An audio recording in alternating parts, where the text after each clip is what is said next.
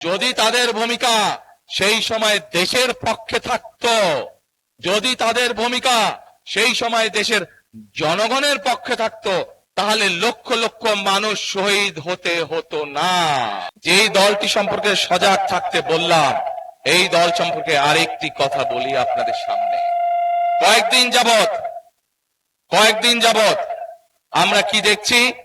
আমরা দেখতে পাচ্ছি তারা বিভিন্ন ভাবে মানুষকে কতগুলো কথা বলছে, যা সম্পূর্ণভাবে মিথ্যা কথা, এবং শুধু মিথ্যা কথাই না, গুনার কথা তারা বলছে। আসুন প্রথমে তাদের মিথ্যা কথাটা কি বলছে সেটি আমরা দেখি। কি সেই মিথ্যা কথা? প্রিয় ভাই বোনেরা, আজ আমরা যে মাটিতে দাঁড়িয়ে আছি, এই মাটির নাম কি বলেন তো? কে? মাটির নাম বাংলাদেশ। এই মাটির নাম কি? বাংলাদেশ। 1971 সালে এই মাটির সাথে রক্ত মিশে আছে আমাদের মুক্তিযোদ্ধাদের। বুকের রক্ত, তাজা রক্ত ঢেলে দিয়ে মুক্তিযোদ্ধারা এই দেশকে স্বাধীন করেছেন।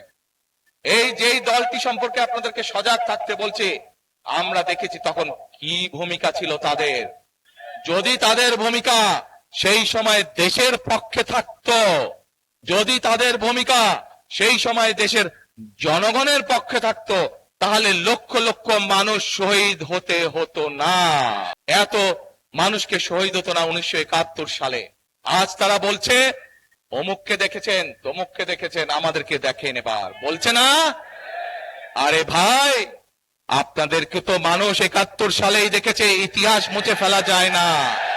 71 সালে মানুষ দেখেছে আপনারা কিভাবে দেশের বিপক্ষে অবস্থান নিয়েছেন, তারপরে লক্ষ লক্ষ মা বোনের সম্মান হানি হয়েছে।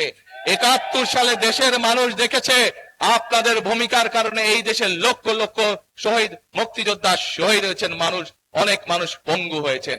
কাজে আপনাদেরকে আমরা আরো 50 বছর আগে দেখে ফেলেছি আপনাদের ভূমিকা কি।